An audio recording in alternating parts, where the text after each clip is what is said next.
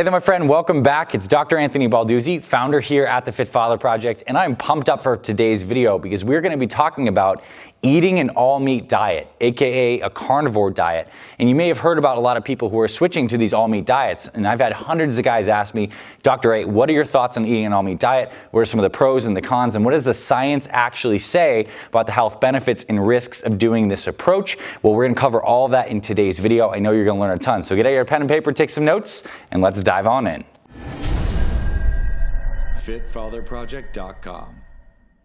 All right, so let's talk about eating an all-meat diet. This has become something that's gotten increasingly popular from a couple big podcasts and public figures like Joe Rogan, Jordan Peterson, and his daughter, Michaela Peterson. And a lot of these people are public figures who are eating an all-meat diet. And naturally, with this big resurgence in the ketogenic diet, which is a very low-carb, high-protein diet, a lot of people are taking that to the extreme. And they're saying, hey, what if we just cut out all the vegetables whatsoever and eat an all-meat diet? What's that going to do to our health? Well, it turns out a lot of people start to feel a lot better. So we need to unpack the question, why is that? Is it because meat is making them feel better, or is it because they're pulling things out of their diet that were making them feel bad in the first place? And in particular, a lot of the people that tend to feel better on these all-meat diets are people that have autoimmune conditions. And what that means when you have an autoimmune condition, if you're not familiar, is that your immune system essentially gets hyperreactive and starts to attack and damage your own cells. So this can happen in your joints, and you can have some degeneration in your joints. This could happen in your pancreas, and you can get type 1 diabetes, for example. So this is when your immune system gets very reactive.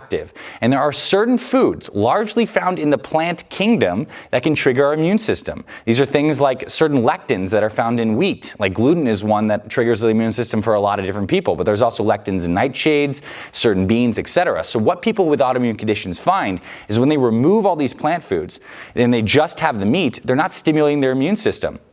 So for autoimmunity, it seems that an all-meat diet is getting rid of a lot of these offending foods. You're going to start to feel better. But what about people who don't have autoimmune conditions? What are the benefits of following an all-meat diet? Well, really, an all-meat diet, if we really break down what it is a high-protein elimination diet. So high protein makes sense. When we're eating meat, we're getting a lot of protein and some fats throughout the day. But elimination, what does that mean? Well, we're cutting out some of these common allergens and trouble foods for a lot of people that do promote inflammation. Things like wheat, soy, corn, eggs, dairy. And now I'm not saying that every single person out there reacts to these foods, but these are 5 common allergens, and some people do have problems with these. I know me, I feel worse when I eat wheat, and I feel worse when I eat dairy. So these are things that I keep out of my diet. And certain people who just take the shotgun approach and say, screw it, we're getting all that stuff out there, we're just gonna have the meat, they tend to feel better. And part of this is mediated by the fact that, look, when you're eating an all-meat diet, what are you not eating? Well, you're certainly not eating sugar, refined carbohydrates, processed crap, stuff found in bags. You're eating unprocessed food. You're eating a lot of steak and stuff like that. So the pros are, a lot of people find that they reduce their inflammation, their energy levels increase, and they naturally lose weight. Why? Because they're eating a very low carbohydrate, high protein diet.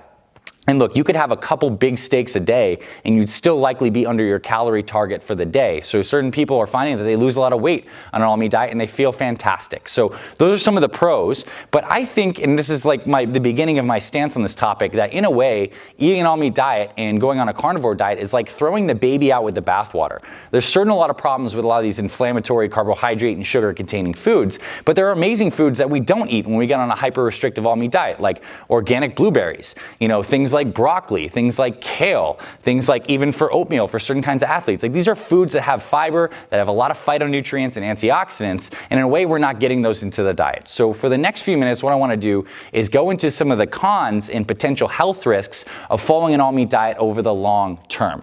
And the first thing that we need to talk about with any diet really is the changes that the diet has on our gut microbiome. Our gut microbiome is the fact that our whole digestive tract, from basically the beginning of your mouth all the way down through your digestive tract, even to your anus, is lined with gut bacteria. Tons, millions and trillions of gut bacteria. And dynamically, you are interacting with the foods you eat with those gut bacteria. And what we find is that normal, healthy people have gut bacteria like lactobacillus that likes to ferment fiber from plant foods. That's why a lot of people say eat good fiber because it helps lower your cholesterol and promote good gut bacteria.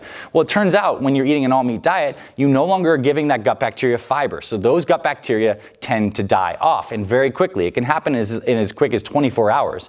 But what you start to do is you get a change to your gut microbiome where you start to get gut bacteria that love to thrive on meat, that love to ferment amino acids. And some of these bacteria are in a category called putrid putrefactive bacteria. And what these do is they use amino acids from the proteins you're eating instead of fiber, and those gut bacteria live on those. And we have found that putrefactive bacteria, particularly in the colon, the large intestine, is highly linked to colon cancer. So we say you eat meat, you get colon cancer. Well, largely that is mediated by the fact that when these putrefactive bacteria are fermenting these amino acids and really breaking them down, they kick off some secondary metabolite products that can damage the DNA of your colon cells. So is colon cancer a risk for someone following an all-meat diet? Absolutely. And there are some individual genetic markers that make certain people predisposed to colon cancer versus others. I'm sure there are people who could eat an all-meat diet for a very long time and never have colon cancer, but there may be some people with some family risk and genetic markers where this might not be a good idea. So that's the first thing, the changes in the gut microbiome. And we do know that a healthy gut microbiome is diverse and typically contains a lot of these good probiotics that love fiber. Like lactobacillus is a species that you see when you look at any probiotic supplement, right? Lactobacillus is always slapped on there. That's one of those probiotics that loves fiber, and that dies off when you eat an all-meat diet. So that's something to consider. The second thing is that red meat in particular does have some links to cancer. And one of the main strongest ties is a sugar molecule found specifically in red meat called NEU5GC, NEU5GC. And what this does is actually stimulates the immune system, can damage some of our DNA, and it's something that's found in red meat in particular, and it's not found in plant-containing foods. So if you are a person who's having an all-meat diet, you're getting exposed to more NEU5GC, your immune system is being stimulated more by that, and potentially it could increase your risk for cancer over the long haul. So that's absolutely something we need to consider. And again, this is not saying that eating meat is directly going to cause you to get cancer. It's just saying that the NEU5GC is something that we need to think about, and it's only found in meats. And we're not getting the fiber, again, to move stuff through your digestive tract if we're eating an all-meat diet. The next potential problem from the heart perspective is the fact that meat is very rich in an amino acid called carnitine. And carnitine is great for our bodies, our fat burning, it can be good for brain health, but in super large quantities, what happens is our gut bacteria actually changes carnitine into a molecule called TMAO. And TMAO is highly linked to atherosclerosis, laying down plaque in your arteries, and heart disease. So it's like, is having a steak once a week going to be a problem? Probably not. And in fact, if it's a good quality steak, it may even confer some health benefits on giving you a dose of iron and some of that carnitine. But if you're having it every single day, are you going to have higher TMAO levels? Likely you will, and we're still trying to figure out from the research what that exactly means, but may that increase your risk of cardiovascular disease? There is some research that suggests that that is the case. So those are two things. And the third component we do need to look at is the saturated fat link. And I think a lot of people, debate this topic heavily. Does saturated fat lead you and predispose you to heart disease? And the answer is it's a mixed bag. And the reason it's a mixed bag is because not all saturated fats are the same. We talk about saturated fat like it's one thing. Well, guess what? The saturated fats that are found in something like virgin coconut oil are very different than the saturated fats that are found in steak. The MCTs in coconut oil, like lauric acid, are different from the stearic acid that's found in steak. And we do know that the stearic acid found in animal products does promote the laydown of plaque and inflammation in your arteries. So it's like, man, should you be eating a lot of saturated fat from animal products all the time? I would say absolutely not. That's probably not a great thing. But look, if you're following an all-meat diet, what else do you have but like steaks and ribeye steaks and stuff like that? So that's certainly something to consider. And then the other thing I would say on the all-meat diet is you're really not getting any fiber. And you're not getting any source of fiber or these beautiful sources of plant antioxidants.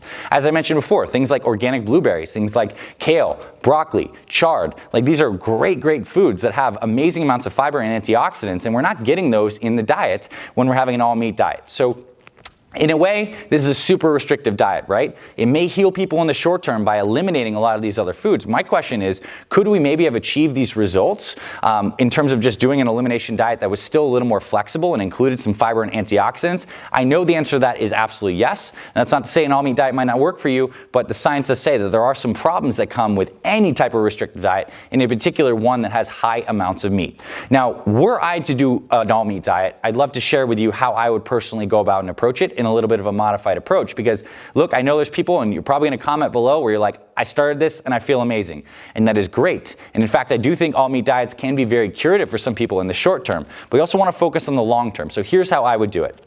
The first thing I would do is focus on clean meat sources. When you're eating higher on the food chain, aka animals, food quality matters. You don't have to just worry about what you're eating, you have to be worrying about what you ate.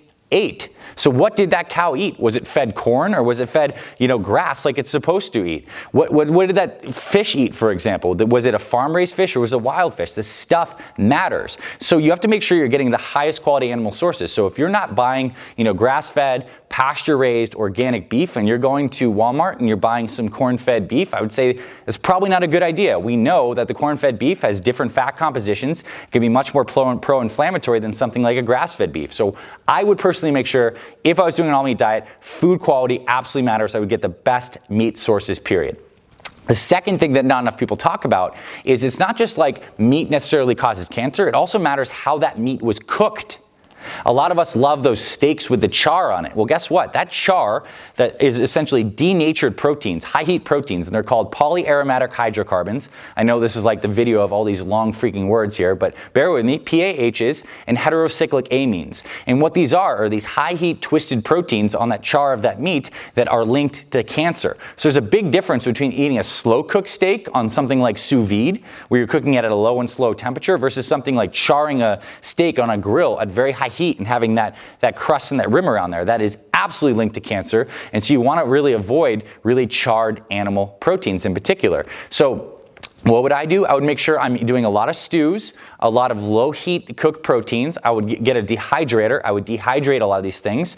And so I would dehydrate elk jerky. I would dehydrate some grass-fed steak, etc. This is something I'd really consider. And not enough people realize this, that the high heat proteins can be linked to cancer. And so again, the second thing is clean. And the third thing I would do is I would do an all meat diet plus greens. I would not get rid of my insoluble fiber sources, because look, fiber, particularly green stuff like your kale, your broccolis, your spinach, moves stuff through your digestive system faster. It actually increases the transit time. And the problem with meat is it takes a long time to get through your digestive tract. And guess what? The longer it's sitting in your digestive tract, the longer that putrefactive bacteria has to break it down, to create those secondary bile acids and salts, to damage some of your colon DNA and stuff like that. So you do not want to mess with that. So I would make sure that I'm speeding up the transit time. So I would do a meat and greens. So I would absolutely do some sauteed spinach with some garlic on the side of my meat, and I would just do meat and greens every single time.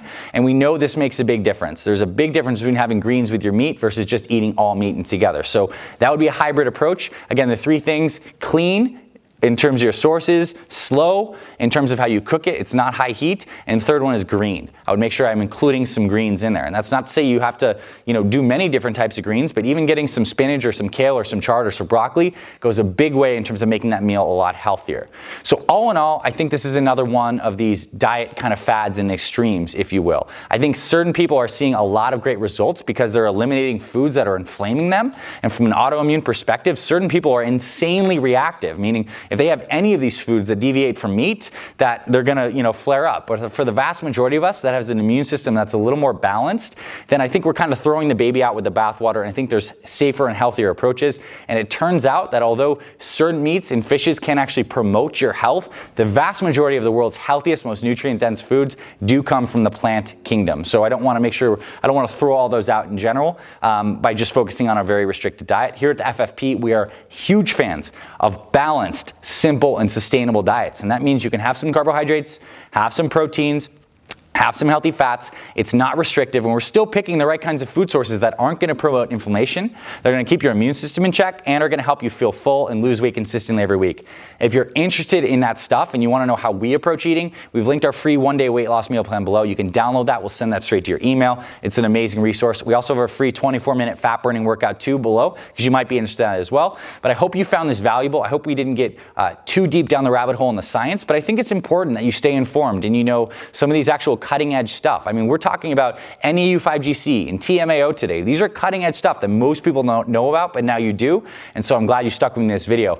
If you like this and you want more amazing health, fitness, wellness content, then subscribe to our channel. We have hundreds of videos already waiting for you. We do a lot of these direct to camera talking, value videos just like this, but we're also in the gym doing workouts. We have all of it on the channel. So hit the subscription button, check that little notification bell, and join our family here on YouTube. And if you like this, you found this valuable, give us a thumbs up, drop us a comment below. We're happy to talk to you, field your questions, hear about your experience, particularly if you're a person using an all-meat diet right now. We'd love to chat with you as well. So check that out below. Thank you for being here, my friend. The free meal plan is below as well. I'll see you around future videos. I'll see you around our channel, and I'll talk to you very soon.